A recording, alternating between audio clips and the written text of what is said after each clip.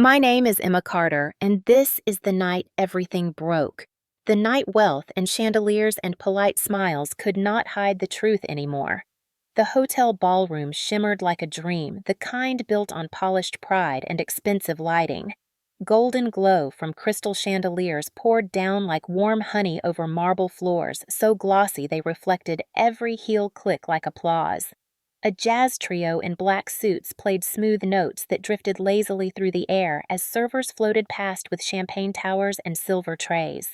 People laughed in clusters, their diamonds catching the light, their voices soft and pleased with themselves. It was a scene built to be perfect. It was Jason's 30th birthday, and my parents wanted the city to know their golden sun was rising. They rented the most prestigious ballroom in Houston, arranged floral arches, imported white roses, hired a photographer to document the glory of their legacy. 100 guests filled the room in gowns and tuxedos, everyone gathered to toast the future king of the Carter family. As I stepped inside, I held a small gift box wrapped carefully in soft gold paper. A simple leather journal with his initials embossed, because despite everything, I still tried to offer kindness. My heels tapped the marble with each hesitant step, my pulse loud in my ears. Eyes turned one by one, slipping over me like cold water. Some offered tight smiles, some whispered behind glasses of sparkling wine. Some looked away entirely as though the sight of me stained the perfection of the evening.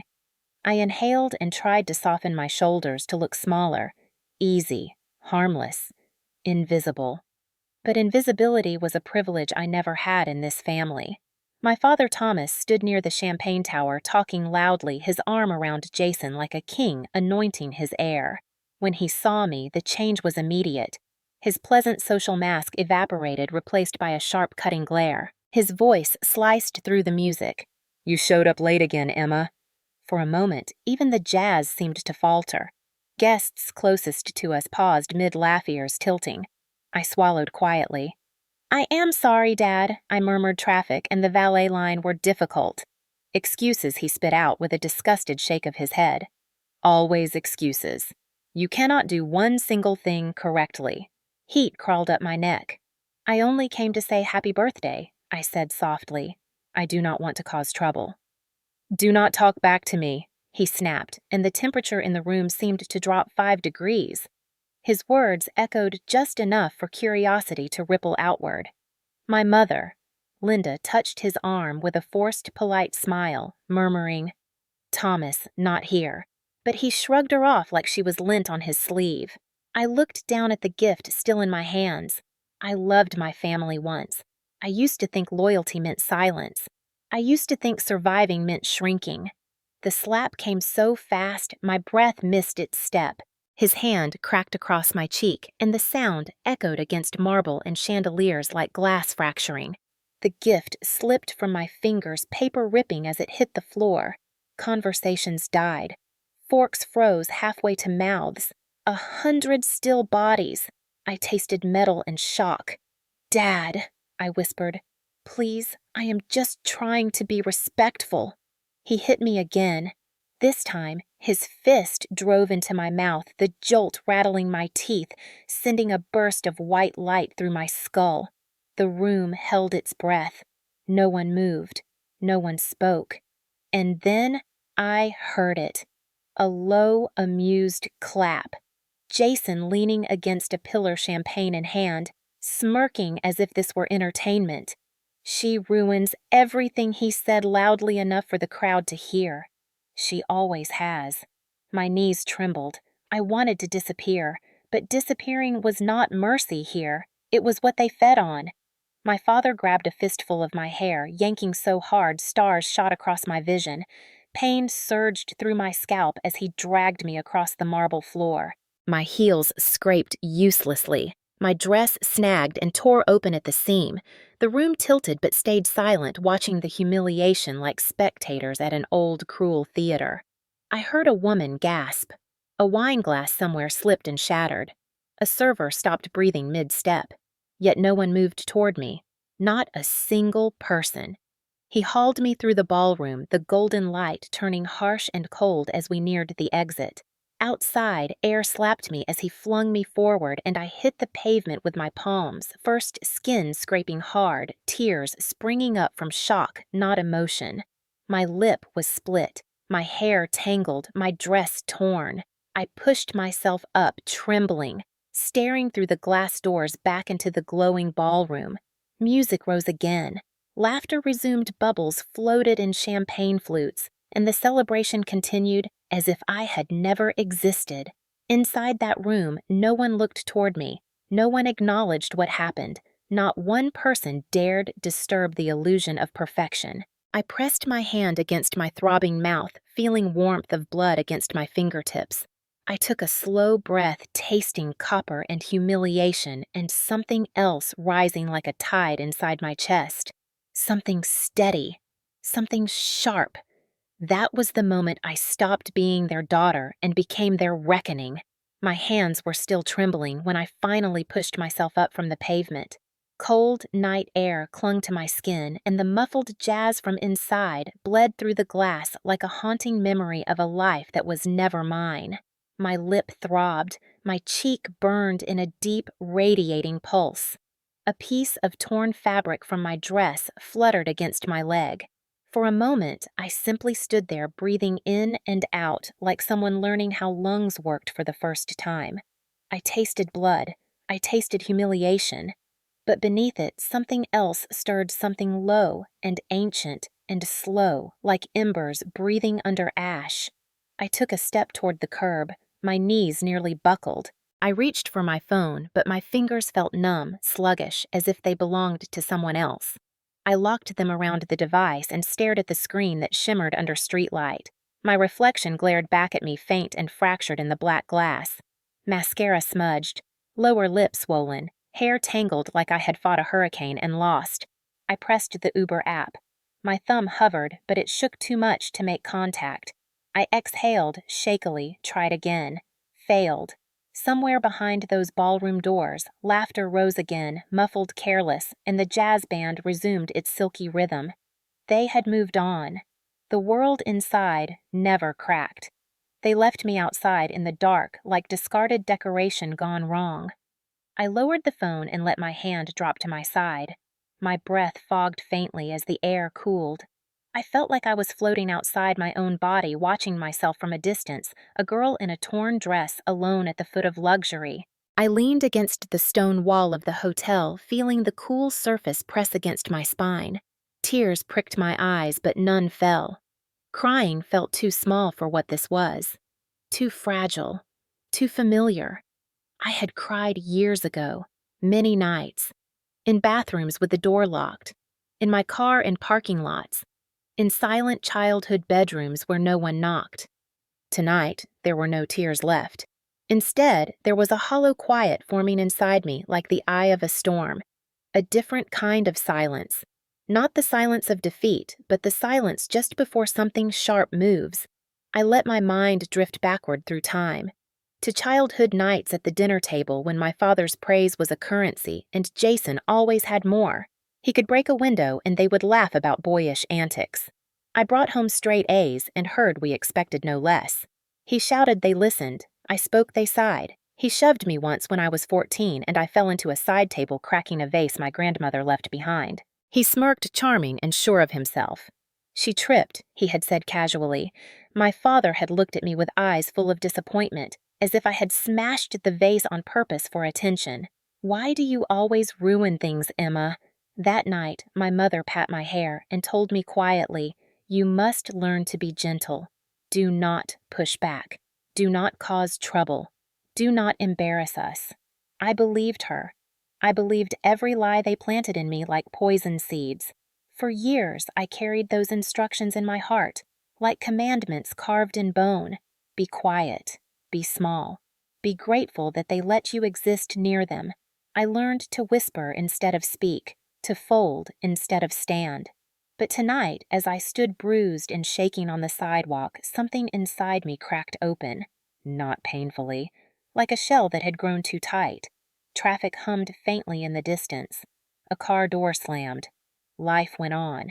And I realized in a sudden sharp clarity that silence had never saved me. Silence had only prepared me for this moment. I raised my phone again, not to call a ride. Instead, I opened another contact, a number with no name, just a single letter stored in a folder locked with an encryption key. My thumb steadied, my pulse stilled. I pressed call. It rang once, twice. A calm voice answered. Yes. I swallowed, tasting blood. It is time, I whispered. A long pause followed. No shock in their voice. No question. Just certainty. We move tonight, they replied. Then the line went dead. I lowered the phone again, feeling the words settle into my bones like steel beams lowered into place. I am not powerless. They wanted me small. They wanted me quiet. But quiet does not mean weak. Quiet sometimes means planning. Quiet sometimes means patience. Quiet sometimes means sharp edges hidden under silk. I pushed off the wall feet, unsteady but my spine straight. I looked back once through the glass doors. The world inside glittered. Jason laughing with his arm around a friend. Oh. My mother smoothing her dress, pretending nothing happened. My father smiling at a business partner like he had not just thrown his daughter into the street. They believed they won. That was always their mistake. I turned away. The valet glanced at me alarmed but said nothing. People rarely intervene when cruelty wears diamonds. I began walking down the sidewalk, heels clicking in an uneven rhythm until finally I slipped them off and carried them feet bare against cool concrete. Pain bloomed with each step, but it grounded me. The city hummed around me, streetlights flickering like distant stars. I walked not out of panic, but out of decision. Every step a shedding of fear, every breath a slow return to myself. The night wrapped around me not as an enemy, but as a witness. I lifted my chin. My lips still bled, but I tasted purpose now, not shame. My childhood teachings replayed like echoes. Be gentle. Stay quiet. Do not embarrass the family. Instead, I whispered to the empty street, not softly but with steel, I will never be silent for you again. My voice did not tremble. It sounded like truth. And in that moment, standing beneath streetlights, barefoot in a torn dress with blood drying on my skin, I felt something I had not felt in years. I felt awake. I did not walk far that night, but every step felt like a mile backward through time, as if the sidewalk beneath me were a reel, rewinding my life frame by frame, returning me not just to childhood memories, but to the moments when I first learned what my place was supposed to be in this family. Carved from privilege and performance. I used to think I was lucky to grow up in a beautiful house in River Oaks, a mansion with white pillars and manicured lawns where gardeners arrived twice a week, and my mother had an entire room for dresses arranged by color and season. Outsiders saw wealth, success, elegance. Inside the walls lived silence, expectations, and a hierarchy etched into marble. My father Thomas ruled without raising his voice most of the time. His approval was scarce and precious like gold dust. His disappointment was constant enough to become air. Jason was the heir from the beginning, the chosen one. He was handsome, loud golden in every room he entered. When he got in trouble as a kid, throwing rocks at a neighbor's car window, the adults laughed and shook their heads. Boys will be boys! While I stood quietly nearby, clutching a library book, listening to the way excuses wrapped around him like armor. When I accidentally spilled orange juice at breakfast, my father wiped his mouth with a linen napkin and sighed heavily as if I had committed a moral crime. Why can you never be careful, Emma? My mother would chime in gently. We must teach her to be delicate. She breaks so many things. I was 8. I did not break things. They broke me. I remember sitting at the grand dining table, feeling too small for the chair, feet dangling, not touching the floor, staring at crystal goblets and silverware, arranged with military precision, and wishing I could shrink into one of the china cabinets until the world forgot to look at me. My mother liked to call me sensitive, with a tone that meant nuisance. She would brush my hair too hard and tell me to stop flinching. You will ruin your face with worry. Presentation was everything in our home. We did not raise our voices. We raised expectations. We did not show sadness. We showed composure. We did not acknowledge pain. We hid it under expensive rugs. when Jason pushed me in the foyer one afternoon and I fell against a marble table, knocking over a crystal angel figurine. The sound of it shattering froze me. For a moment, I sat on the floor staring at the sparkling shards, thinking I was bleeding because beauty crumbled like something inside me crumbled too. My father stormed in and I thought he would yell at Jason. Instead, his voice landed on me heavy as stone. "You clumsy child, why do you always ruin things?" Jason smirked, palms raised. I barely touched her. And my mother swept in with a cloth, murmuring, "We must work on her balance."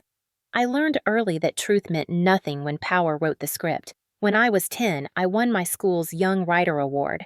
I came home glowing, clutching my ribbon, ready to show them. Jason had scored 3 points in his basketball game that day. My parents invited neighbors for cake. They hung balloons. They took pictures. I placed my ribbon quietly on my dresser and congratulated him. That ribbon stayed untouched for weeks until one day while cleaning, my mother tossed it, saying, "We cannot keep every little thing, Emma." Little things. My achievements were always little. My feelings were always too much. I remember nights when Jason and my father sat in the study talking stocks and business while I listened outside the door in pajamas, hugging a stuffed animal I kept hidden because my mother said stuffed toys made me look childish. I wanted to ask if they needed tea or a snack or anything, so they would look at me the way my father looked at Jason, pride etched into his face like it belonged there. But every time I dared knock, my father would sigh, what now Emma and I would say, "Never mind," and retreat to my room, silent, ashamed for wanting. Silence was my first language. Apology my second. When I turned 16, I got a part-time job tutoring kids in math. My father scoffed at the idea. If you wanted to work, you should have chosen a field that matters. Jason wrecked his first car that year. They bought him another the same week. When I saved enough for a used Honda Civic, I celebrated quietly alone in the driveway. My mother peeked out and offered a tight smile. "Well, at least it is sensible." I drove that car everywhere. It was freedom. It was mine. Until Jason borrowed it at 17, drove it into a ditch, and came home saying the steering was faulty. My father turned to me furious. "Why did you let him drive a dangerous car?" I remember standing there, mouth open, too stunned to speak, before whispering, "It was not dangerous, Dad." Jason interrupted. "Of course she would say that she hates me." And my father looked at me like he believed him. Hate. I did not know how to hate then. I only knew how to endure. When I graduated high school at the top of my class, I hoped maybe that would shift something. At the ceremony, my parents clapped politely but left early to attend a gala benefiting Jason's future college program. I drove home alone again, clutching my honor sash. Even when I entered university and later a competitive internal audit training program, my family barely blinked. Jason joined Lone Star Energy as a junior executive, and they threw a dinner party with custom embossed place cards. For me, my mother said you should be grateful you have a job at all, in that careful, soft tone that cut deeper than shouting ever could. They built a life where Jason shined and I disappeared. But disappearing taught me to watch, to observe patterns, to understand how power protects itself. When Jason bragged loudly over Christmas dinner about a project he was leading, I caught phrases. Offshore accounts, friendly invoices, repeat partners. My father grinned, pride heavy in his eyes, the kind I used to crave. My gut felt cold. I asked once very gently if everything was above board. Jason laughed and poured wine into his glass, saying, "Sweet, naive Emma thinks business is Girl Scouts." My father added without looking at me, "You would not understand how the real world works." My mother touched his arm again, a gesture of habit, not love, and whispered, "She means well." I excused myself to the bathroom and stared into the mirror at a face I barely recognized, someone who swallowed herself daily, someone who never said no, someone trained to accept the smallest crumbs of approval. In that moment, a seed formed, a small, quiet, rebellious thought. I do understand. I understand too well. That night, I did not cry. I began saving files, watching, collecting. I learned to encrypt. I learned digital signatures. I learned everything they assumed I could not possibly grasp. And all the while, I smiled politely at family dinners and let them believe I was fragile, because fragile things are not threats. They never saw me coming. They never even looked. I did not wake up one morning suddenly brave or suddenly furious. My strength did not arrive as a roar. It came as a whisper, the same whisper I had carried since childhood, the one I had been taught to swallow. But instead of dissolving inside me like it always had it settled and built roots, I began quietly, almost imperceptibly. It started in my second month as an internal audit trainee at Lone Star Energy, a massive corporation with gleaming headquarters glass walls and enough power to reshape entire counties. Most people in my role spent their first year fetching data, organizing audit files, and sitting silently in meetings full of executives who never looked in our direction. That suited me. Silence was my home territory. Silence let me hear everything. In corporate offices, people talk freely around the ones they underestimate. They speak in half-coded language in jokes meant to signal belonging to the powerful. I learned quickly that corruption rarely announces itself with dramatic villain speeches. It leaks slowly through casual remarks. It hides in paperwork that almost looks right. It lives in confidence in the belief that no one is watching, or worse, no one cares. Jason walked into the building for the first time like he was arriving to collect a crown. A managerial trainee title for most young employees was humble a start. For him, it was an inheritance. He strutted through hallways like he owned the air. Executives clapped him on the back. Secretaries smiled too brightly. And I, the younger sister who got in through merit programs and grueling tests, watched him receive privilege on arrival. But behind the smiles, I caught glimpses of something else. A quiet discomfort in the compliance director's eyes whenever my father's name came up. A small pause in conversation when Jason bragged about certain offshore partners. A moment when an internal accountant lowered her voice to say I do not like how those payments look. She caught me nearby and stopped speaking. People can feel when someone pays attention. So I made sure to look harmless. I kept my expression soft voice calm, posture humble. Meanwhile, I listened, observed learned systems. Lone Star used encrypted internal drives, secure internal email routing, layered financial review cycles. Most junior analysts never touched real audit flags, but I found ways to get close. I volunteered for the tedious work, the file cross-matching, the archive comparisons, the reconciliation logs. No one fights you for the boring jobs, and boring jobs lead to interesting truths. The first hint was a vendor name that appeared twice under different project codes with the same invoice amount down to the cent but different descriptions. Small, subtle, but fraud rarely arrives as fireworks. It appears first as dust. I opened more files. I noticed patterns, certain accounts tied to shell entities based in the Cayman Islands, offshore consulting payments with vague descriptions, contracts signed with digital signatures that traced back to executives with personal ties to my father. My heart raced, but not from fear, from recognition. This was not a mystery. It was a confirmation. I created encrypted folders accessible only with my biometric key and a string of passcodes even I could barely remember unless I repeated them nightly. I archived time-stamped reports. I printed documents and stored them in a locked safe deposit box at a bank Jason would never step into. Paranoia becomes survival when you have lived your life watched by people who prefer you powerless. At family dinners, they saw me politely cutting steak and sipping mineral water, quiet and obedient. They did not see me staying late at the office running data checks just to follow a single suspicious entry backward through 5 layers of accounts. They did not see the nights I sat on my apartment floor with spreadsheets spread all around me, highlighter in hand, piecing together a trail like a detective, tracing blood stains. Only my stains were numbers, dates, initials. My father's initials, my brother's initials. Digital signatures do not lie. Money transfers leave footprints even when scrubbed. In the audit world, patterns speak louder than confessions. Every time I uncovered another transaction routed through a shell company, another falsified invoice, another friendly vendor contract with pricing inflated beyond reason, I felt a strange calm settle inside me. I was no longer the daughter they trained to bow my head. I was becoming their mirror. The moment I found the email thread between my father and a foreign partner, a thread instructing them to reroute funds under community development, I froze. Then I saved it. Then I saved it again in 3 separate encrypted locations, including one external secure drive hidden behind my breaker box. Data is fragile. Truth must be protected.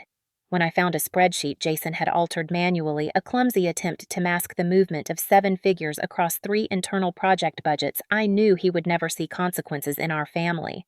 But he might in the real world. It took months, methodical, relentless months, to gather enough evidence. Whistleblowing is not heroic fury. It is patience sharpened into a blade. I searched how to protect myself. I learned whistleblower statutes, Federal Protection's SEC reporting protocols. I contacted a lawyer using a prepaid phone sitting in the driver's seat of my car at a park where no one cared who I was. The lawyer listened to my quiet voice and asked only one question: do you have proof? I answered yes, and I never speak without evidence. They told me exactly what to do: preserve everything, create a timeline, do not confront anyone, document who had access, send files in segments, never all at once, keep multiple copies including offline encrypted ones, and most importantly, act like nothing is happening. Pretend. Smile. Nod. Attend family dinners. Congratulate Jason when he bragged about deals he could not explain. Praise my father when he boasted at galas about charitable donations that I knew were laundering fronts. Pretend until the truth had enough weight to crush denial. I became 2 people. One worked quietly behind glowing screens, analyzing signatures and metadata. The other sat in country clubs, not speaking unless spoken to. It was unbearable. It was necessary. The day I uploaded the first packet to the SEC whistleblower portal, my hand shook. Not from fear, but from release. I knew this was the first step. A small digital flicker that would one day become an earthquake. And then I waited. Weeks passed. Months. Small ripples began inside the company. A compliance officer asking questions in meetings. A director looking uneasy. Email traffic changing tone. Jason complained things felt tighter lately. He blamed new policy shifts and laughed it off over whiskey. I watched quietly and thought, your arrogance is my armor. My parents noticed nothing because they never believed I carried the power to change anything. They raised me into silence, then forgot. Silence can listen. Silence can gather. Silence can strike. By the time the night of the birthday party arrived, I already had filed 3 confidential reports logged with timestamps checked by federal systems. I had lawyer correspondence saved in encrypted format.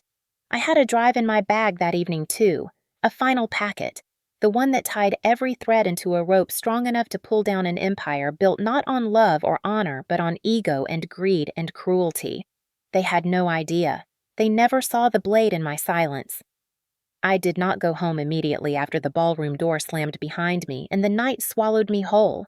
I walked until the cold steadied me, until the sting in my cheek dulled into a deep pulse, until the ache in my scalp softened from sharp fire into a low throb. I walked until I could breathe without feeling like air scraped my lungs. Then I called a car, not Uber this time, a private service I used when working late on sensitive files. The driver did not ask questions. Professionals rarely do. I sat in the back seat, barefoot torn dress gathered around my legs, hair-tangled blood drying at the corner of my mouth. The city lights blurred past the window, smearing into gold and red ribbons like smeared makeup on a tear-streaked face. Somewhere behind those lights, my family toasted. Jason laughed, posed for photos, pretended nothing ugly ever grew under the marble floors of their world. I stared out the window and felt everything and nothing at once. Some wounds scream, others hum low like a quiet engine fueling something greater. When I reached my building, I climbed the stairs instead of taking the elevator. The rhythm of my bare feet against the cool concrete reminded me I was alive and walking forward one step at a time. My apartment greeted me with stillness, warm light from a single lamp, the faint scent of lavender from the candle I forgot to blow out earlier. It looked peaceful. It had once been my sanctuary. Tonight, it felt like a command post. I hung my dress on the bathroom hook, saw the tear down the side, the faint streak of blood on the collar, and for a moment I just stared at it. That dress was soft blush silk chosen carefully to look graceful and safe and pleasant. I almost laughed at the irony. War does not care for silk. I cleaned my face carefully in the mirror. The bruise on my cheek was already blooming purple at the edges. My lip was cracked. My eyes looked wrong too still. Not broken wrong, different wrong. A version of me I had never seen fully before. I touched the reflection lightly and whispered, "You are done being quiet." Then I walked to my desk. My laptop weighted the silver lid, reflecting the soft lamp glow. I sat, fingers hovering over the keyboard for a moment, as if my body wanted to mark the gravity of this moment, the line between before and after. There is a kind of silence that is not fear, not hesitation, but reverence. I clicked it open. The screen lit up. Password entered. Encryption vault unlocked. Files blossomed across the desktop like seeds breaking through soil. Evidence gathered over months. Emails, transaction logs, vendor agreements, compliance notes, audit trails, screenshots, copies of spreadsheets with digital fingerprint metadata. The culmination of every quiet night, every careful calculation, every moment I chose strategy instead of scream. I connected the encrypted flash drive and initiated the final transfer sequence. The cursor blinked like a heartbeat. I uploaded Packet 4 to the SEC portal, then to internal compliance, then to the legal counsel inbox I had been instructed to use. Then I opened my drafted mass disclosure and added the names of board members and key investors who believed in ethics only when the market rewarded it. I did not send yet. There was one more step. I attached the last folder, the one I carried to the party in my clutch bag as backup. My breathing stayed steady as I double-checked metadata. Clean, time-stamped, irrefutable. They thought violence taught me obedience. It taught me strategy. With a slow exhale, I pressed send. A progress bar crawled across the screen. 2 minutes, 90 seconds, 40, 10, complete. The files were out of my hands now. Not even I could take them back. Truth had escaped the cage they built for me. I leaned back in my chair, feeling the weight in my chest settle into clarity rather than dread. Then I executed the scheduled send script, a timed cascade that would deliver redundant copies across multiple secure accounts and legal backups over the next 6 hours.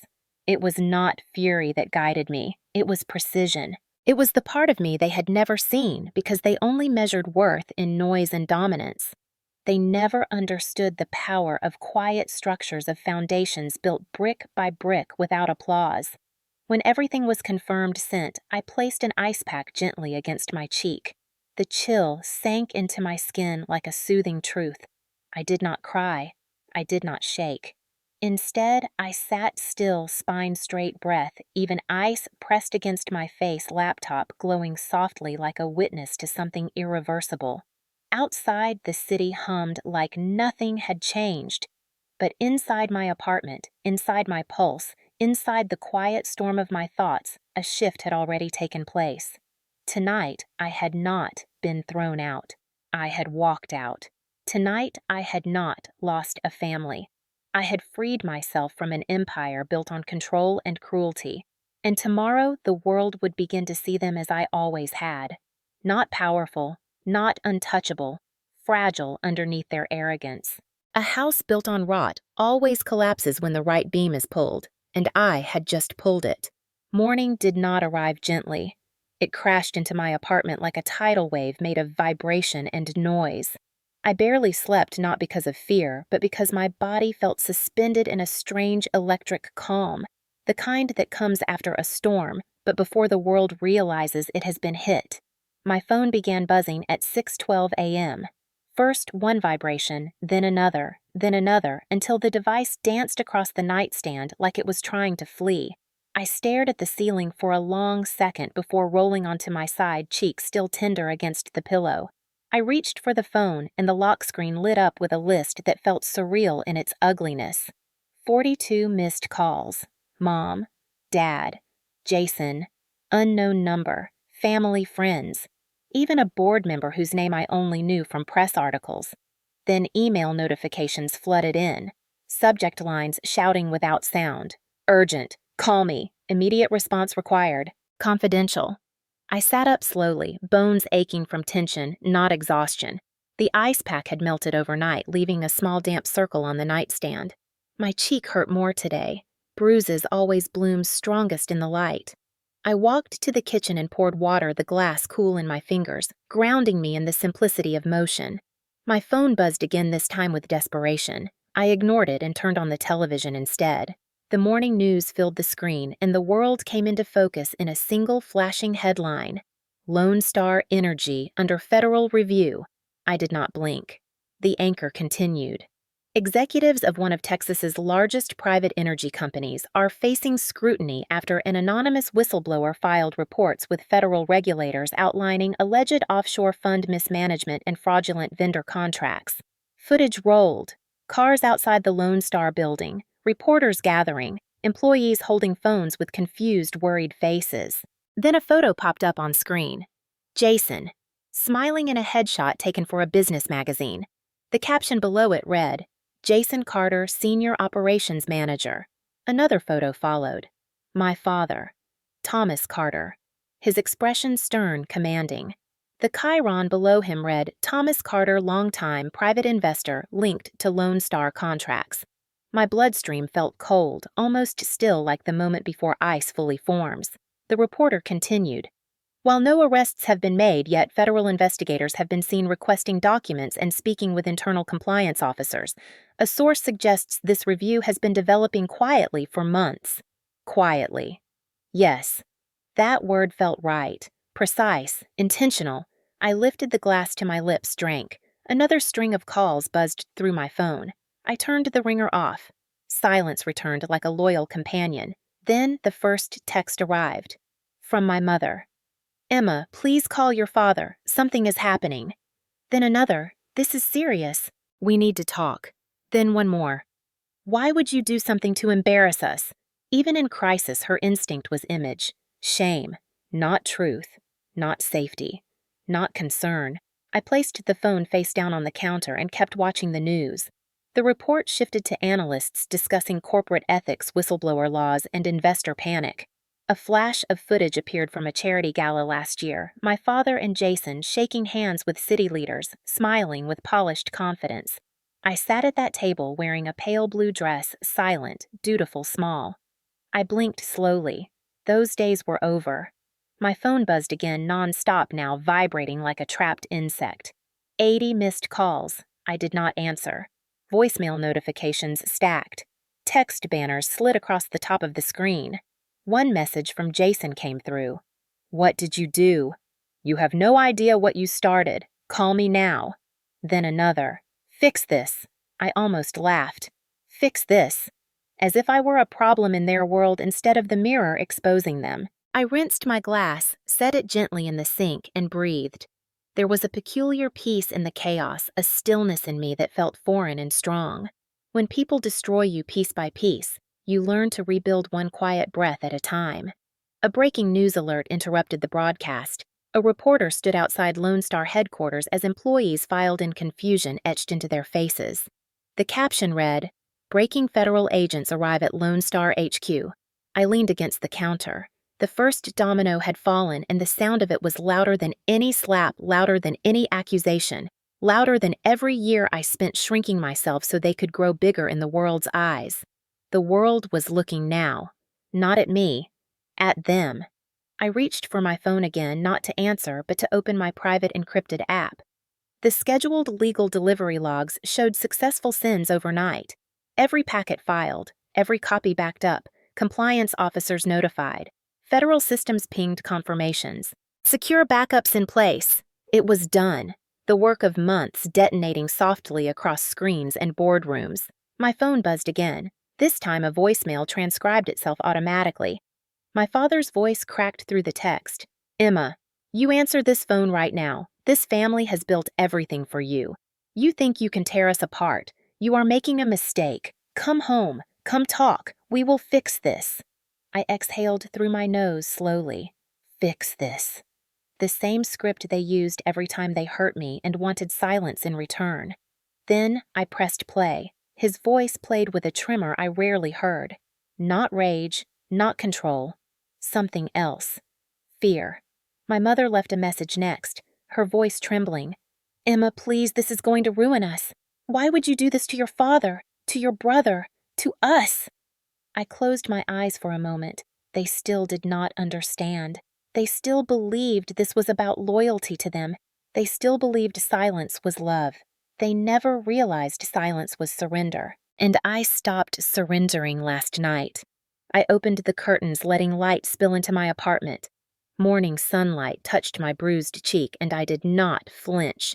My phone buzzed again. A final notification chimed. News alert: Lone Star stock plunges 10% as investigation confirmed. My heart did not race. It steadied. They built an empire by crushing me small, believing my quiet meant I was breakable. But quiet was where I sharpened my teeth. Now they would learn what silence can do. The first knock on my door did not come from family or friends or from anyone pretending they cared. It came from reality. Hard knuckles against wood at 9:04 a.m., sharp, echoing through my apartment with a finality that made the air still around me. I had been sitting at my kitchen table, hands wrapped around a mug of coffee gone lukewarm, staring at sunlight catching dust in the air like drifting gold. My phone still buzzed occasionally, but I had silenced it entirely. I did not plan to answer anyone until I chose to. The knock sounded again, louder this time. I rose slowly, my bare feet soft against the floor, and walked to the door. Through the peephole, I saw 2 men in dark suits and 1 woman with a badge clipped to her lapel. My breath settled into something steady. I opened the door. "Miss Carter," the woman asked, voice calm, professional, measured. I nodded. "We are with Federal Regulatory Enforcement, and we would like to speak with you regarding a confidential filing. May we come in?" Their tone was not aggressive, not suspicious, simply procedural. I stepped aside. "Please do." They entered, not like invaders, but like people who understood the weight of quiet truth. They sat in my living room, and I offered water out of instinct polite habits from years of being expected to host with grace. They declined, notebooks in hand. One man introduced himself as Agent Harris, the woman as Deputy Ramirez. They had already seen the evidence. They were here because the storm I released had reached the highest levels before dawn. Harris spoke first. "Miss Carter, we want to confirm you are the originator of the whistleblower submissions filed with the Securities and Exchange Commission and our office." "Yes." "And you understand the seriousness of allegations involving offshore laundering, fraudulent contracts, and falsified corporate reports." "Yes." "Were you coerced or influenced by anyone to file these reports?" "No. I collected the evidence independently. I submitted it voluntarily." Ramirez studied me, not unkind, but searching. "Your relationship to 2 key subjects, Thomas and Jason Carter family members, makes this case sensitive." I nodded once. "My father and my brother." Harris leaned forward slightly. "You will need legal representation for formal interviews. Do you have counsel?" "I do." I provided the name. They exchanged glances, professional ones. That lawyer had credibility. They asked me procedural questions, then left as efficiently as they arrived. The moment the door clicked shut, my phone lit up again. This time, not family. HR from Lone Star, and then another call from their legal department, and then another from a private number I recognized immediately because I had once answered it trembling with hope and dread, my father's office line. I did not pick up. Instead, I walked to my closet, took out a simple navy dress and a blazer, tied my hair back loosely to hide torn strands, and applied light makeup, not to hide bruises, but to present composure. I was not hiding anything anymore. At 11:15, my phone buzzed with a calendar notification. HR meeting, virtual, urgent. My face still ached, but I sat straight at my desk, opened my laptop, and joined. The screen filled with faces from the corporate world that once barely saw me. The HR director, a legal counsel, the chief compliance officer, and a silent figure from executive leadership whose gaze stayed fixed on me like trying to understand who I really was now that I had stopped playing invisible. "Emma, thank you for joining. We understand this is short notice." The HR director began, voice tight, polite, brittle. I nodded. They spoke corporate language heavy with liability phrases and policy recitations. Then the compliance officer took over, direct, serious eyes, intense. Emma, we are in receipt of federal notification regarding an investigation. You are listed as the originating internal ethics report. Is that correct? Yes. I sent multiple reports over the last 3 months. You did not bring this to HR first. I brought it to the proper channels outlined by federal law and internal policy. The compliance officer blinked. Legal counsel cleared her throat. Do you have documentation supporting your process and ownership of the files? I lifted a folder I had prepared days ago as if I always expected this moment. Because I did. I scanned and sent digital copies during the call. Metadata, chain of custody, encryption logs, email delivery receipts, a time-stamped record of every step I took. Their faces shifted in collective comprehension. Not fear, not anger. Respect edged with shock. The executive finally spoke. His voice was quiet, low, deliberate. Do you understand what you have done? I held his gaze. Yes. I stopped criminal activity. I followed the law. And I protected this company when others chose not to. Silence. Thick. Then a voice broke through soft but weighted. Holy hell, you saved this company. That was the HR director whispering it like she could not stop herself. The legal counsel exhaled the kind of breath people release only when they realize they were inches from catastrophe they did not see. The compliance officer leaned forward. You will need to come to headquarters for formal statements and transfer of material. We will provide secure transport given your family connection and potential safety concerns. Safety. The word landed strange. For the first time in years, someone was worrying about my safety. Not my politeness, not my behavior, not my compliance. My phone flashed again, another call from my father, another voicemail transcribing live on the corner of my screen, threatening, pleading, posturing, flickering between control and desperation. They ended the meeting promising coordination of next steps. Before logging off, the executive said one final thing, slow, deliberate, like a verdict. Quiet people are the ones you should never underestimate. He had no idea how true that was. Shortly after, a car arrived to take me to the headquarters. Dark-tinted SUV, government style, but arranged by Lone Star. When I walked into the building, employees stared.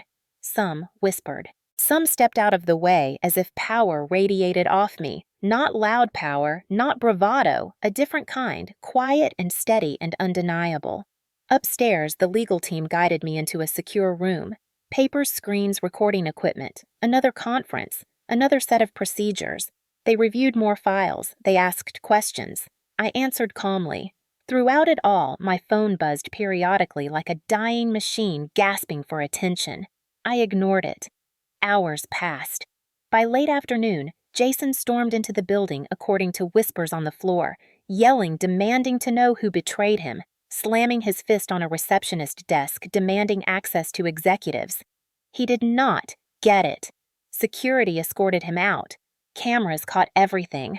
And as I sat in that room listening to legal officers speak in urgent tones, one thought anchored in my mind. They had always believed I would fold under pressure. They had always believed I would remain small. But pressure does not break steel that has been forged through years of quiet fire. When I finally left the room, stepping into the bright hallway, someone from accounting passed by. She looked at me like she finally recognized me. Not the shy girl always in the background, but the one who made the ground shake. Outside, the sun was lowering the sky, tinting gold again like the ballroom lights from the night before. Except this time, the gold was mine. The moment I stepped back into my apartment, the silence greeted me like an old companion. Not comforting, but grounding, a reminder that solitude had always been my shield when the world pressed too loudly against me. I set my bag down, took a slow breath, and finally checked my phone, not because I wanted to, but because I knew what waited there was inevitable, like a storm that had been building pressure for years.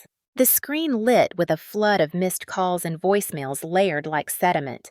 Mom, Dad, Jason, Aunt Camille, Uncle Ray numbers I recognized from charity lists and business dinners and neighbor brunches I had sat through, smiling silently while they praised the Carter family and talked about legacy and respect and reputation. I opened the first voicemail and my mother's voice spilled out trembling, thin, stitched together with panic and denial. Emma, you need to call us sweetheart. Your father is furious and this is out of control. You do not understand what you have done. There are people asking questions. We cannot let this become public. Think about the family. Think about your future. I could hear her breathing shaking like she had just run upstairs too fast. Then the familiar phrase slid out like poison in honey. You are hurting everyone. I felt my jaw tighten, but I listened until the end. Then came my father's voice in the next message, sharp-edged like a blade pressed against glass. Emma, pick up this phone immediately. You will listen to me. We will settle this. You think you are being noble, but you are a child playing with matches, and you are going to burn the life we built for you. My stomach did not knot. My pulse did not race. I listened like someone observing weather patterns from behind reinforced windows. Then the tone changed in his next message, anger cracking under the weight of something he rarely revealed. Fear. This is going to ruin us. Is that what you want? Call me back. We can fix this. Come home. Come be reasonable. The words reasonable and home tasted like rot. Home had never been safety. Reasonable had always meant silent. I played Jason's message next. He did not plead. He never begged. He threatened through a smile I could hear even without seeing him. Emma, you have no idea how big this is. You think you are the hero here? You are delusional. If you do not fix this right now, you will go down with us. You do not get to destroy this family just because you are jealous that you were never meant for the spotlight. Same script, different voice. I scrolled through messages all carrying the same melody wrapped in different tones. Guilt, shame, obligation, control, fear, dressed as concern, power dressed as love. Love used as a leash. Then a text appeared from my mother, long, trembling, and rich with dramatic guilt. Emma, please answer me. I am crying. I cannot breathe. Your father is pacing and yelling. We raised you. We did everything for you. Please do not abandon us like this. Do not embarrass us. Embarrass. There it was again. Their greatest fear. Not wrongdoing. Exposure. I typed a reply and paused, fingers hovering. Then I erased it. Silence was my reply. Silence was the thing they feared most, the one language they had never learned to read. I set the phone face down and stood for a moment in my quiet apartment, feeling the weight of years lifting like dust shaken off an old garment. My mother once told me as she adjusted my hair before a charity gala, you should never let people see your pain. Tonight, I realized she meant do not ever let people see theirs. I walked to the window and looked out at the city lights stretching into the distance, flickering like 1,000 tiny heartbeats. Somewhere in those lights lived people who believed in right and wrong, even if quietly. Somewhere in those lights were others who had broken free from families like mine, the kind that measured love in obedience and silence in devotion. Then my phone buzzed again this time. One short, soft clip of sound, the alert tone I had once chosen for messages from my grandmother. My breath softened. She was the only person who ever looked at me and saw not a shadow but a person. Her message was simple. Emma, I saw the news. Call me when you are ready. No guilt, no accusation, no panic. Just a door open. I did not cry, but something inside me unclenched. Then another message came, but this one from my Aunt Camille, a woman who always spoke loudly at family dinners about loyalty and reputation. How could you do this to your parents? They gave you everything. You are ungrateful and vindictive, and everyone will know it. You should apologize before it gets worse. Worse. They could not imagine worse than embarrassment. I turned off my phone fully this time. The apartment went still again. In that quiet, I could hear the truth so clearly it almost sounded like someone had spoken it aloud. They were never worried about losing me. They were worried about losing control, and they already had. I walked to the mirror and looked at myself, bruised, darkening jawline, shadowed lip, swollen hair, still slightly matted from where his fist had twisted. But my eyes were steady focused, like water smoothing stone through persistence, not force. I whispered softly, not as a dramatic declaration, but as a statement of fact. No. Dad killed the family with his hands. I just showed the world. Saying it did not feel like rebellion. It felt like oxygen. It felt like truth stepping fully into the light after years caged in my shadows. The night outside, thickened into deep blue quiet. I brewed tea, hands slow movements steady. There would be fallout, more calls, threats, shifting into bargains, shifting into screaming, shifting into desperation. I would answer none. I had already said everything that mattered in encrypted files and unshakable timestamps. And so I sat in the dim glow of my kitchen, the steam rising like breath into stillness, and I let myself simply exist without fear in a silence I finally owned. I arrived at the federal building just after sunrise, the sky washed in pale gold, like the universe was rinsing itself clean. My cheek still carried the bruise like a handprint of truth, purple blooming into shadow. My hair was tied back face bare except for a thin layer of concealer that did little to hide the swelling at my lip. I did not hide it intentionally, I simply did not care anymore. Pain was a language, and today I spoke fluently. Inside the walls hummed with fluorescent light and quiet authority, a sterile calm so different from the glittering cruelty of the ballroom. An agent led me through security past glass doors that buzzed open with coded clearance, and down a corridor that smelled faintly of paper coffee and seriousness. The interview room was plain, white walls, metal table, 2 chairs on one side, one on the other. This time, I took my seat without hesitation. Agent Harris entered with a folder thick with printed pages and a small recording device. He sat, clicked a pen, and said simply, "Emma, thank you for coming." I nodded. My lawyer sat beside me, calm, composed presence like a steady anchor. The recording clicked on. Harris began the formalities, reading my rights, explaining the whistleblower protections again, even though we had covered them before. Everything felt methodical, honest, procedural. Truth moves slower than violence, but it moves with purpose. Then Harris asked the question that broke the dam. "Did your father hit you the night of the event?" My throat tightened. Not from shame. From memory. "Yes," I answered. "He struck me twice, then pulled my hair and dragged me." The pen scratched ink onto paper. "And this was in public." "Yes." "In front of approximately 100 guests. And no one intervened. No one." A strange thing happened then. Agent Harris's jaw tensed. Just for a second, a flicker of human reaction. Even law and procedure could not fully cushion the shock of public violence dressed in tuxedos and champagne flutes. Did this type of physical behavior ever happen before? I thought of childhood bruises explained away as clumsiness of a vase shattered and the blame placed on me of sharp fingers gripping my arm too tightly during family photos when I dared to look tired. "Yes," I said softly. "Not always like this." "But yes." He nodded like he already knew, like the patterns had written themselves across the evidence I brought in. The door opened then. I did not turn to look because I did not need to. I felt the air shift, felt the temperature change by degrees, felt cruelty enter the room like a shadow walking on 2 legs. My father sat across from me, wrists cuffed lightly in front, escorted by another officer. He looked older than he had last night, a little wrinkled at the edges of arrogance, but his eyes were the same. Cold, burning with rage and disbelief and something else he did not want anyone to see, fear, fossilizing into anger. "Emma," he said, laughing under his breath like it was all some absurd theater. "You really think this will stick? Darling, you are confused. These people do not understand the business world. You showed them out of context material. You are hurting yourself."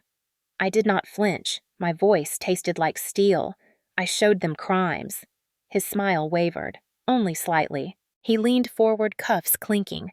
"Why would you destroy your own family?" Years of silence sat behind my tongue, waiting for this moment. "You destroyed it with your hands. I simply stopped covering for you." He blinked once. The officer beside him shifted posture slightly as if ready. Harris slid a printed statement across the table. "Your father claims you illegally accessed company records and attempted to extort financial gain." I almost laughed. Not loud. A small breath of disbelief at how predictable desperation sounds. My lawyer spoke calmly. "We provided documentation showing legal access rights and chain of custody for every file." Agent Harris nodded.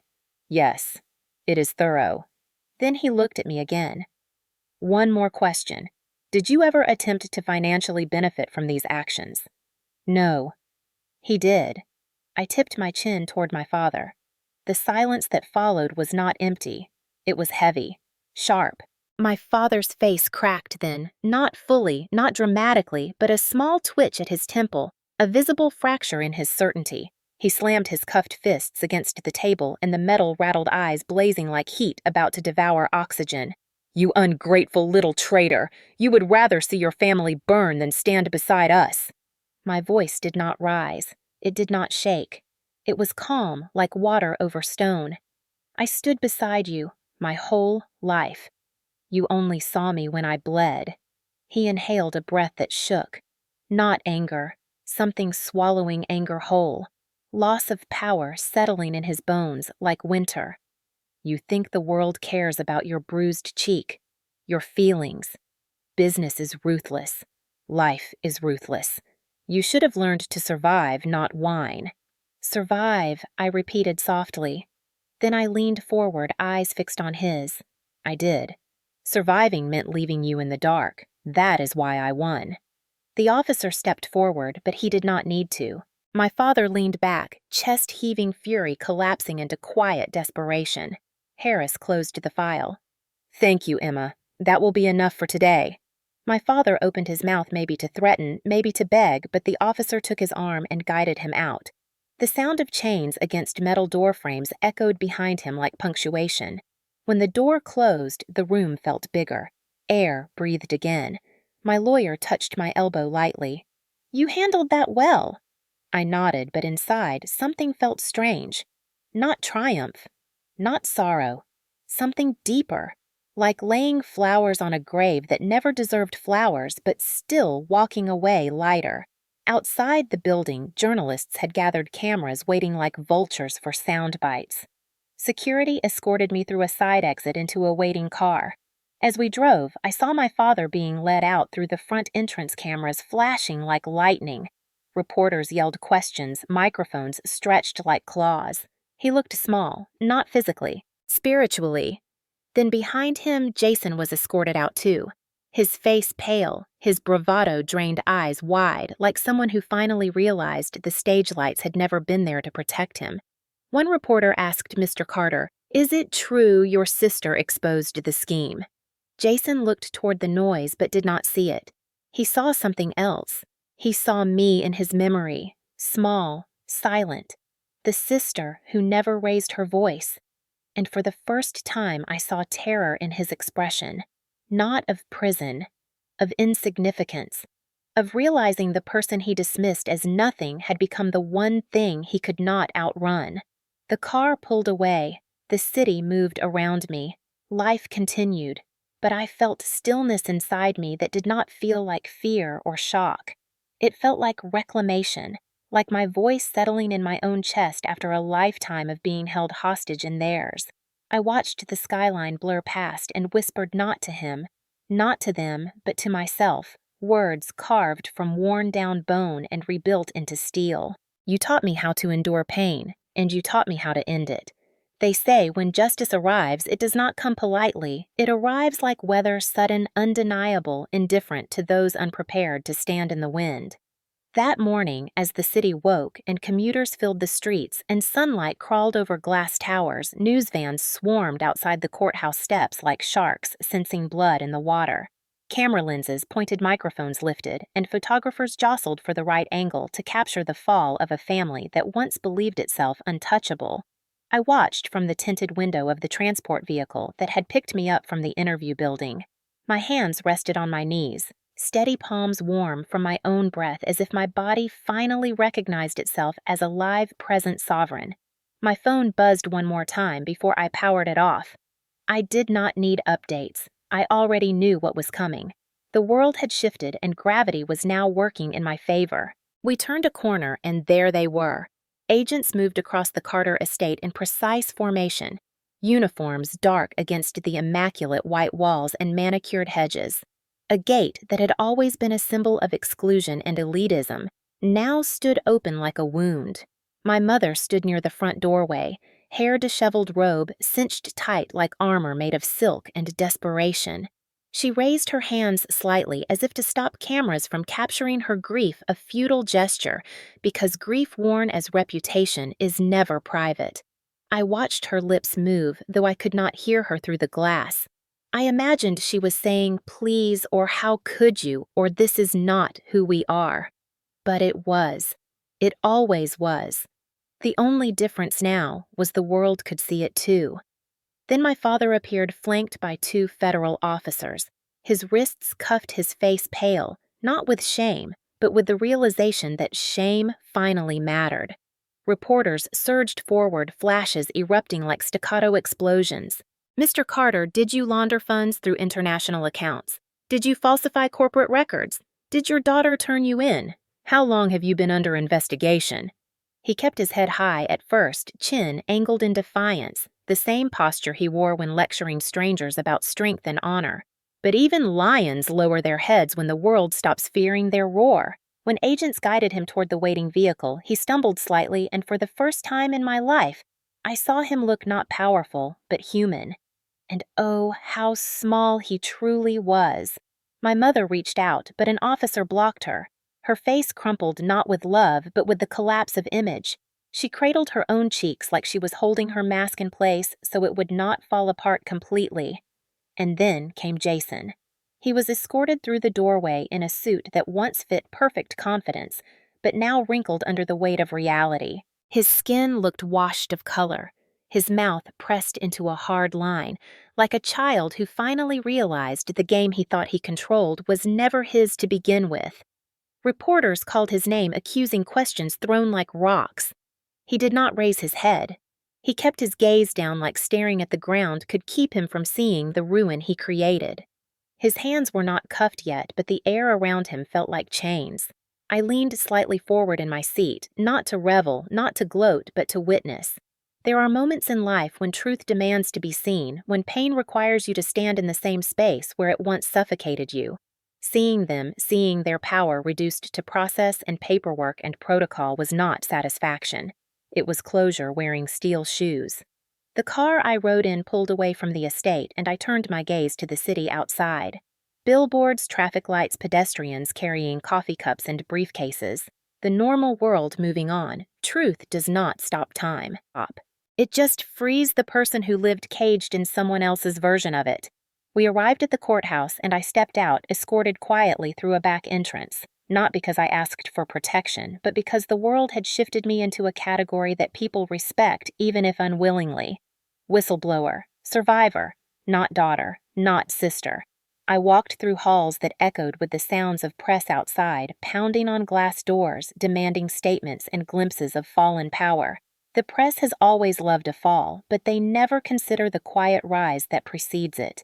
In a private holding corridor, I paused near a window and looked down at the sea of cameras. If they knew who I was, they would be screaming my name too, but anonymity felt like armor. Justice never needed applause, only completion. A clerk passed by, recognized my presence because word travels fast when empires crack. She offered a nod and a small whisper barely audible. "Thank you for what you did. Accountability matters." My breath caught for a second, not because I needed validation, but because it felt foreign, like someone handing warmth to a person who has lived in snow for years. Hours passed like slow currents. Legal teams moved like chess pieces. My phone stayed silent. I refused to let chaos reclaim space in me.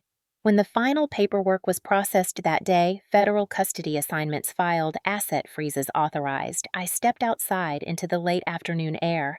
The sun was sinking low, casting a warm glow across courthouse stone, making it look softer than reality. A breeze carried the scent of pine from nearby landscaping, oddly comforting, oddly peaceful. I did not walk toward the cameras. I walked away. My heels clicked against pavement, steady, certain. I felt eyes follow me even if bodies did not turn. Quiet has weight when you choose it instead of having it forced upon you.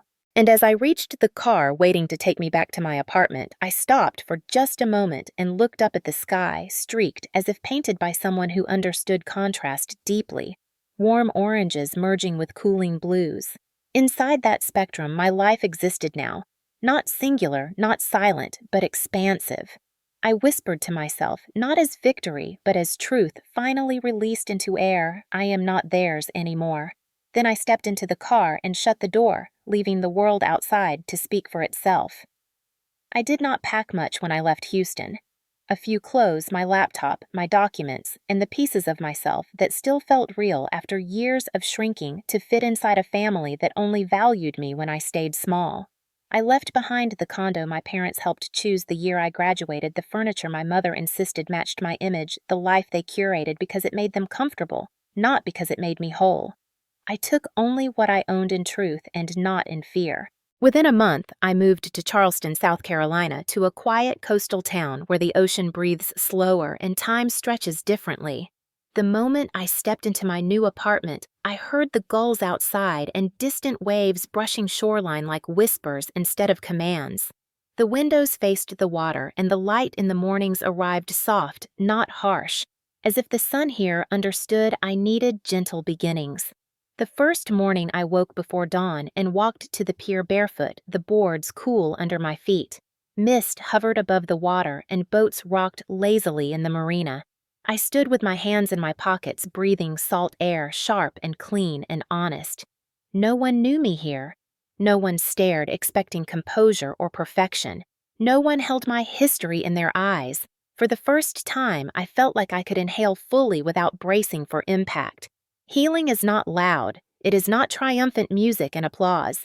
It is quiet routines that slowly become peace. I bought fresh flowers for my kitchen table every Sunday, bright wild ones that looked messy and alive instead of elegant and disciplined. I learned to cook meals I enjoyed instead of polite salads eaten at family dinners where calories were conversation and control was dessert. I still heard echoes sometimes of old criticism, faint ghost voices whispering, "You are too much," or "You are not enough," but they no longer dictated the volume of my life. Their voices faded like dark water receding after a storm, leaving behind shoreline I had never walked before. I started running in the mornings, slow at first, body stiff and tender from months of adrenaline and tension, but each day I ran farther. I ran past pastel houses and quiet porches and oak trees draped in moss. People smiled at me not because they recognized my last name, but because that is what people do when they see someone who belongs simply by existing. Occasionally, I looked in the mirror and expected to see the girl who flinched at raised voices and learned to speak softly so as not to disturb any fragile egos. But instead, I saw someone else emerging slowly, someone with steady eyes and softer shoulders and breath that did not catch behind ribs anymore. There were nights when sleep did not come easily. Nights when I jolted awake remembering the ballroom lights, the slap, the cold marble beneath me, the way no one moved. Trauma lingers even after truth wins. Healing is not forgetting. It is remembering without being pulled underwater. When those memories rose, I did not fight them. I sat on the balcony wrapped in a blanket, listening to waves brushing sand, letting the ocean rock the pain into something manageable. Sometimes I cried not from sadness, but from release, like unwinding wire tightly coiled around my chest for too many years. One evening, an older neighbor named Mrs. Harding knocked on my door, holding a plate of homemade peach cobbler. "Welcome to the neighborhood, sweetheart," she said, voice warm and gentle. "We take care of each other around here." I nearly broke at the kindness because gentle words began as a shock after years of sharp ones disguised as love. I thanked her and she smiled without searching my face for flaws or expectations. Kindness without agenda is disorienting when you have lived on the edge of someone else's approval. Weeks passed and my bruise faded until only the memory of it remained, not visible but etched inside as proof of the moment I chose myself over their version of me. My work became remote consulting for regulatory ethics and internal compliance. Irony lives at the heart of justice. What once drained me now fueled me. I spent my days analyzing structures and helping organizations build systems that protected the quiet voices inside them. If anyone sensed my experience, they did not say so. I kept my story private like a seashell in my palm, worn smooth by secrets only I could hear. I went to the local bookstore on Sundays and bought novels that had nothing to do with law or pain or survival. Just stories about gardens and friendships and small towns and second chances, because second chances are not about other people forgiving you, but about you forgiving yourself for ever thinking you deserved less than freedom. There were mornings when light spilled through my curtains, and it felt like someone laying a gentle hand on my shoulder saying, "Breathe, you are safe now." And I did. There were afternoons I sat by the water sketching pelicans and boats with charcoal pencils, awkward lines turning graceful not by skill, but by patience. Art did not need to be good to be healing. It just needed to be mine. Sometimes I still heard my father's voice in my mind, sharp, dismissive, but it no longer cut.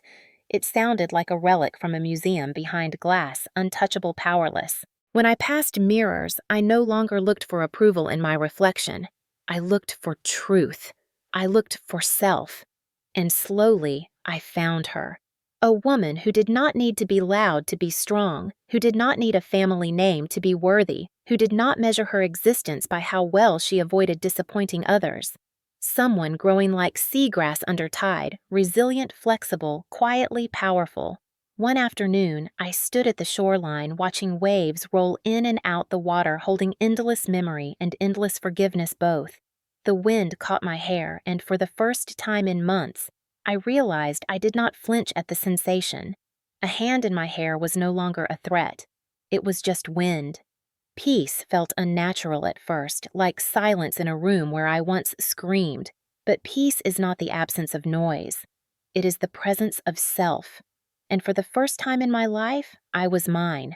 The message arrived on a quiet Tuesday morning, sunlight spilling across my kitchen table like warm silk as I sliced peaches for breakfast and hummed softly to a melody I did not know but felt. My phone buzzed once, not the frantic staccato it once knew, but a single vibration like a breath. When I glanced at the screen, I froze for only a second. Jason Carter. The name did not stab. It did not burn. It simply sat there flat like a label on a file I had already closed. For a moment, I stared, not because I feared what he might say, but because old reflexes sometimes stretch even after you stop feeding them. I opened the message. It was short. "I am sorry. I did not know he would go that far. I do not expect you to forgive me. I just needed to say it. That was all. No denial, no lashing out, no blame, hidden between words like poison tucked into sugar. Just a sentence, sitting in digital quiet. And as I stood in this golden light with peach juice on my fingers and ocean breeze drifting through my open window, I realized something that made my heart steady in my chest, like a ship anchoring after a long storm. I did not feel satisfaction. I did not feel revenge. I did not feel triumph or regret or longing. I felt distance.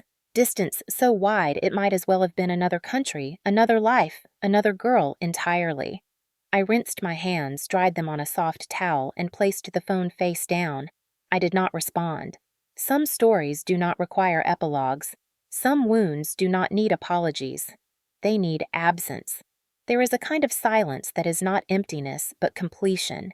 A door closed not with a slam, but a soft latch that says there is nothing left here to hurt you. After that morning, life slid into its own rhythm. Days did not race anymore. They unfolded. I walked by the ocean and let waves braid calm into my breathing. I planted herbs in terracotta pots on my balcony and marveled when basil sprouted tiny leaves like fragile miracles. I sat on benches beneath moss-draped oak trees and watched old couples feed birds, wondering whether love like that blooms from kindness, not control. Sometimes I saw my past like a faded photograph not erased, but no longer bleeding color into the present. On weekends, I visited a small cafe where the barista remembered my name after 3 visits and asked about my drawings, not my accomplishments. I laughed more, not loudly, not performatively, but softly, like laughter bubbling from a spring that had been buried for too long and finally found sunlight. There were nights when ghosts brushed the edges of my sleep, memories of marble floors and raised voices, but instead of drowning in them, I reached for the ocean in my mind and let waves pull those ghosts back out where they belonged. Healing is not forgetting. It is learning to live where the hurt cannot command you anymore, One afternoon, I stood at the pier, watching the water shift in gentle folds, boats bobbing lightly, children laughing as they chased each other with dripping cones of melting ice cream. A seagull swooped low, then soared upward, wings catching wind like freedom stitched into feathers. I whispered the only eulogy I would ever give my past: I survived you. And then I turned away. There was no dramatic music, no cinematic fade to black, just breath and salt air and the soft certainty that everything I once believed would destroy me had instead delivered me back to myself. Some victories are not fireworks. They are quiet mornings where you feel safe in your own skin. Some triumphs are not battles won, but shadows dissolved. And now, when I walk by the ocean at dusk and the horizon blushes lavender and gold, I sometimes imagine the girl I used to be walking beside me, timid and hopeful and terrified of disappointing people who never deserved her devotion. I take her hand in my mind and whisper to her, "You never needed them to be whole. You just needed to step into the light without asking permission." Compassion for who I was does not excuse what they did, but it frees me from needing them to pay again. They already paid in the only currency that matters to people like them: reputation, power, illusion. I walk forward not because I forgot, but because I refused to stay where I was wounded. And if you are reading or listening or breathing quietly somewhere thinking you cannot leave the life that diminishes you, hear me clearly. You can. You are allowed to choose yourself even if they never choose you. You are allowed to walk out of rooms where your voice becomes dust. You are allowed to build new places, new peace, new versions of yourself that do not exist in the shadows of people afraid of your light. If someone hurt you, if someone told you your silence was your value, they lied. Silence can be power when you choose it, but your voice is not a weapon against you. It is a door. You do not need permission to open it. If you have ever been underestimated, ignored, dismissed, or crushed under the weight of someone else's ego, this story is for you. And if you ever sat quietly at tables where you swallowed yourself whole just to keep the peace, I see you. Peace built on your shrinking is not peace. It is captivity.